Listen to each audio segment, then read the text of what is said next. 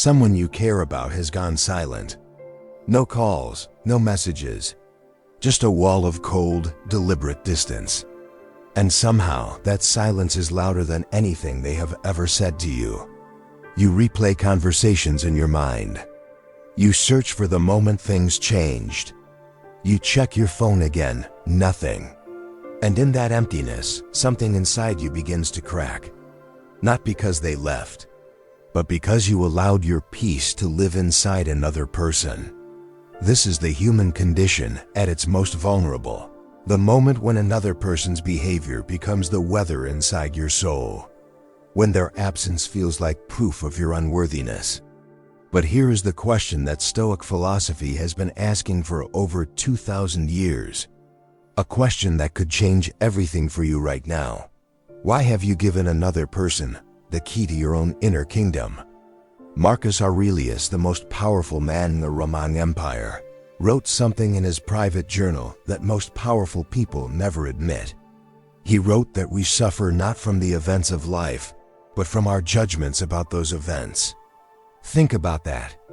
The Emperor of Rome, surrounded by betrayal, ingratitude, and political manipulation, understood that his pain was never caused by other people. It was caused by what he told himself about other people. When someone ignores you, the raw fact is simple: they are not communicating with you. That is all. It is your mind that layers on top of that fact an entire story. I am not important enough. I did something unforgivable. I will always be abandoned. These are not truths. These are interpretations. And interpretations, as the Stoics knew, are entirely within your control. Epictetus, born a slave who became one of the greatest philosophers in history, built his entire philosophy on one foundational truth. There are things within our control and things outside it. The opinions of others, their choices, their silence, their distance, these belong to the second category, absolutely. What belongs to the first category is your response, your self-worth, and your inner narrative. He taught his students to draw a clear and unbreakable line between what is theirs and what is not.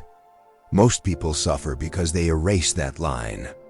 They take ownership of other people's moods, other people's choices, other people's coldness, as if these things are reflections of their own value. Seneca wrote beautifully on this human tendency. He said we torment ourselves more in imagination than in reality. The silence of one person can spiral into an entire constructed tragedy inside the mind. A tragedy that exists nowhere except in the thoughts you keep choosing to repeat. The Stoics are not asking you to be emotionless. They are asking you to stop allowing the outer world to dictate the weather of your inner world. There is a profound difference between feeling pain and being destroyed by it. Here is where the real shift begins. And it requires honesty that most people avoid. When someone ignores or distances themselves from you, the initial instinct is to chase, to explain yourself, to perform your worth in front of someone who is already walking away. This instinct feels like love, but often it is fear dressed in the clothes of love. Fear of abandonment, fear of not being enough, fear that without this person's validation, you somehow disappear. Emotional independence is not coldness. It is not building walls. It is the radical, courageous decision to locate your sense of self inside yourself, not inside another person's behavior toward you. Ryan Holiday, one of the most important modern voices on Stoic philosophy, writes that the obstacle is the way. The person who is ignoring you is not a wound to your story. They are a teacher. What they are teaching you is exactly where you have placed your power outside of yourself. Self-awareness becomes your most important tool here. Ask yourself with complete honesty, before this person's silence, did you already feel whole?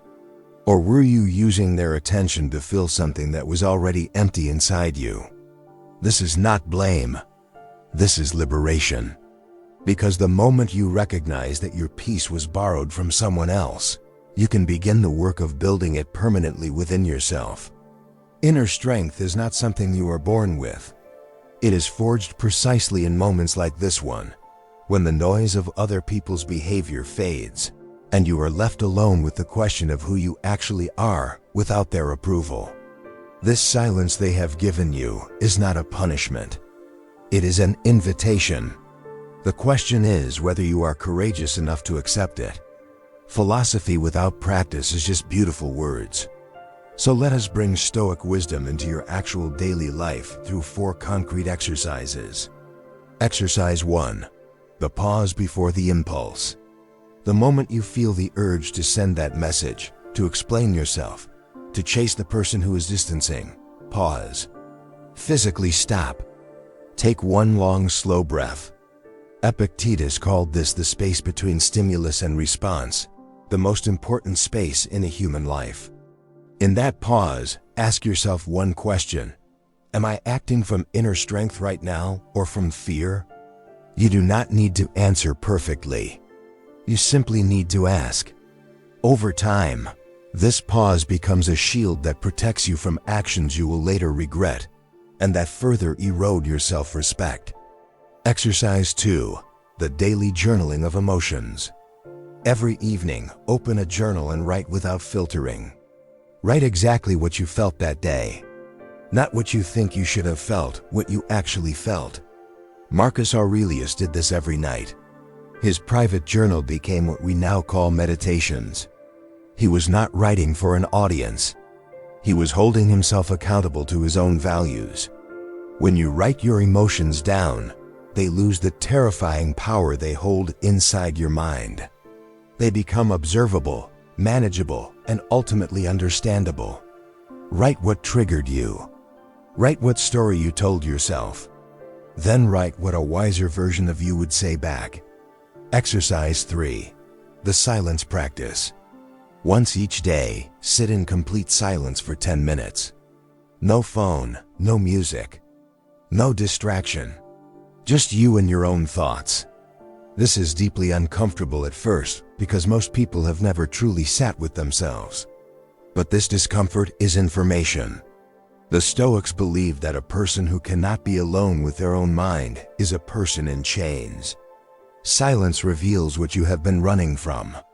And what you stop running from, you stop being controlled by. Exercise 4. The nightly reflection. Before sleeping, ask yourself 3 Stoic questions. First, where did I act from my values today? Second, where did I allow external events to disturb my inner peace unnecessarily? Third, what would I do differently if tomorrow were a second chance at today? This is not self-punishment. This is the ancient Stoic practice of examining the day with honest, compassionate eyes. Seneca practiced this ritual without fail. He believed a life unexamined is a life lived in darkness. These 4 minutes before sleep can transform the quality of your inner world over months and years. Once you have built the foundation, deeper Stoic tools become available to you. Negative visualization. Imagine, briefly and deliberately, what it would feel like to permanently lose this person's presence in your life. Not to torture yourself, but to realize you can survive it. Survival imagined becomes survival made real. The dichotomy of control. Return to this principle daily as a meditation. Write 2 columns. What is mine to control? What is not mine to control? Place the other person's feelings, choices, and silence firmly in the second column and leave them there without guilt. Emotional independence. This is the summit. It is the point where you genuinely wish the person well, hold no resentment, and feel no lack in their absence. Not because you are suppressing pain, but because your peace no longer requires their participation. This is what the Stoics called inner freedom, and it is available to you right now. The person who ignores you has unknowingly given you the most important gift available to a human being, the chance to discover that you do not need them to be complete. Marcus Aurelius wrote that very little is needed to make a happy life. It is all within yourself, in your way of thinking. You came into this world whole. You will leave it whole. Every person in between is a teacher, not a destination. If this video reached something deep inside you today, leave a comment below and tell me, what are you choosing to reclaim for yourself starting right now? Subscribe to the channel if you want more wisdom that actually changes how you think. And remember this always, the person who controls their own mind needs nothing from the world to feel free.